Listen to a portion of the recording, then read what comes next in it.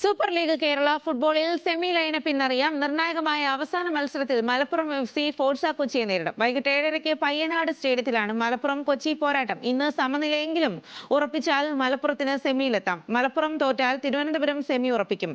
ഇന്നലെ തിരുവനന്തപുരം തോറ്റതോടെ കണ്ണൂർ സെമിയിലെത്തി.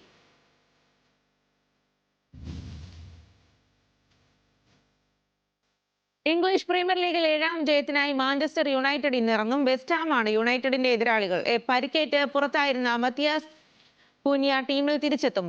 പാലസിനെതിരായ മത്സരത്തിൽ പരിക്കേറ്റ ക്യാപ്റ്റൻ ബ്രൂണോ ഫെർണാണ്ടസും ടീമിൽ ഉണ്ടാകുമെന്ന് പരിശീലകൻ റൂബൻ അമോറിം അറിയിച്ചു. രാത്രി 1:30 ഓൾഡ് ട്രഫോർഡിലാണ് മത്സരം.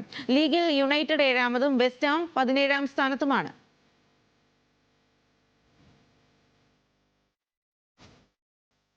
കോപ്പ ഇറ്റാലിയ പ്രീ ക്വാർട്ടറിൽ ലൂക്ക മോഡ്രിച്ചിന്റെ AC മിലാൻ ഇന്ന് കളത്തിൽ. ലാസിയോ ആണ് മിലാന്റെ എതിരാളികൾ. ഇറ്റാലിയൻ ലീഗിലെ വാർ വിവാദങ്ങൾക്കിടെയാണ് ഇരു ടീമും വീണ്ടും ഏറ്റുമുട്ടുന്നത്. കഴിഞ്ഞ മത്സരത്തിൽ ഇഞ്ചുറി ടൈമിൽ AC മിലാൻ താരം കൈകൊണ്ട് പന്ത് തടഞ്ഞിട്ടും ലാസിയോയ്ക്ക് പെനാൽറ്റി നൽകാത്തത് വലിയ വിവാദമായിരുന്നു. രാത്രി 1:30 റോമിലെ ഒളിമ്പിക് സ്റ്റേഡിയത്തിലാണ് സൂപ്പർ പോരാട്ടം.